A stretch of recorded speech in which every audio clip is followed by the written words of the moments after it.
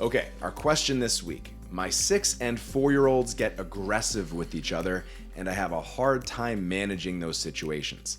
I often feel frustrated and powerless and just don't know what to do. How can I support them when they get this way? Yeah. So kids are going to fight. Kids are going to be kids. Sure will. And that's a parenting trigger for a lot of us. Yeah, big time. And, like the person said in their question, they're feeling frustrated. They're feeling powerless. Maybe some of us feel other things. Maybe we feel angry. Oh, yeah. Right? What's wrong with my child? Yeah, so I think we need to reframe all of this hurt as them just lacking conflict resolution skills, right? Much of our kids' misbehavior is really just a deficit in their skill set. So the idea is they don't hate each other or want to hurt each other. They just don't really have the skills to manage their big emotions in the moment. Yeah, so they're not mean kids.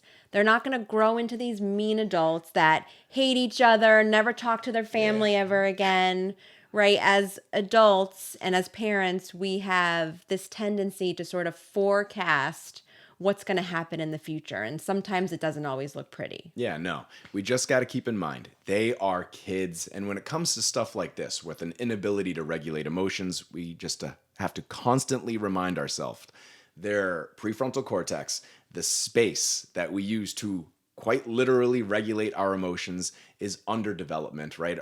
For those that aren't familiar, our prefrontal cortex doesn't really reach developmental maturity until our mid-20s. And even then, you and I, at almost 40 right now, still struggle with emotional regulation. So we need to look back at or look on our children when they're having these tough moments and just expect that they're gonna lose it, they're gonna snap, and because they don't have the skills yet to manage the big feelings, they're gonna lash out in aggressive ways. Right. And so we want to try to stay present in that moment versus forecasting what's going to happen. Jumping out and Right. kind of joining the storm and spiraling with them.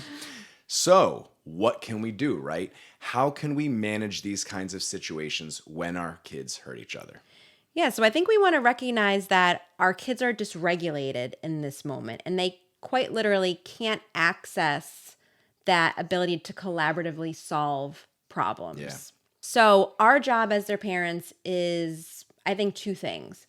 We want to stay on their team and try to stay as calm as we possibly can. So whatever we need to do to regulate our own nervous system so that we're showing up in the best way for them. Not always easy, but what's necessary in these truly challenging moments. We're there to help them regulate. We're not there to punish, to try to teach them a lesson, right? To build the skill in the moment, to see their wrongdoing, right? All the things that we might instinctively want to do, let's sort of leave those behind. Yeah, and so, key to all of this, like you were saying, is just we need to remain calm. We need to remain neutral. Again, often the hardest part. But if we're able to show up that way, we might need to physically take action. If they're actively hurting each other, oftentimes I'll just get right in between them and create a barrier. Other times, if it's really aggressive behavior, I might have to physically remove one in particular from the situation to another room to kind of calm things down. But again, all of this is happening not from a space of me getting rough and then pretending that my roughness was like an intentional strategy to kind of, Don't get in there and make it an unsafe space. Yeah, no. And so the idea here is when the emotional temperature does come down, we want to leave everyone space to express themselves, to tell their story.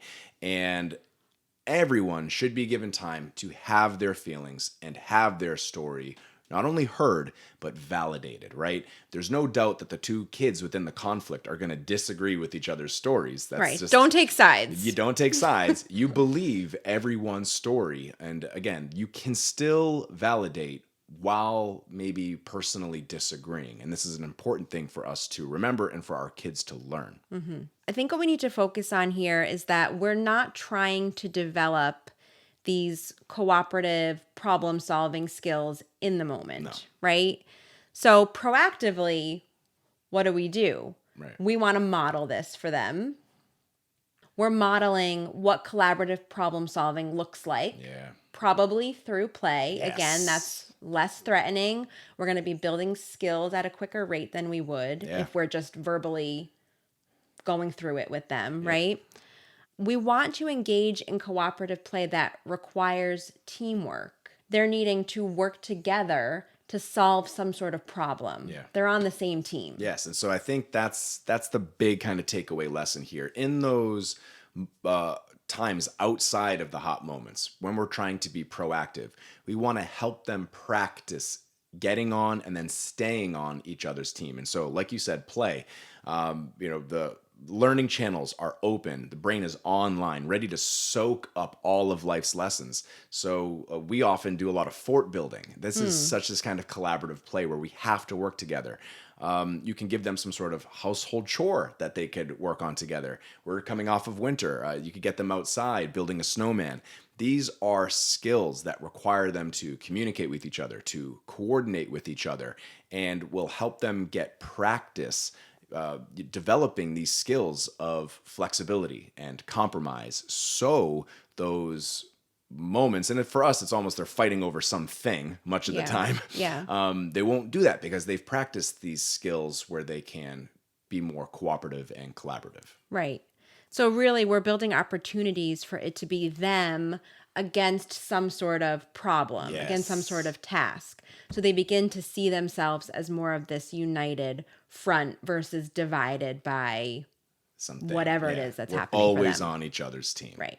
Right. And it's going to take time, but they'll get there. In the moment, though, right, the aggression starts to fizzle, and usually that's after both parties have been validated, right? Yeah. They've been seen, they've been heard. That's usually when the emotional temperature starts to go down a bit.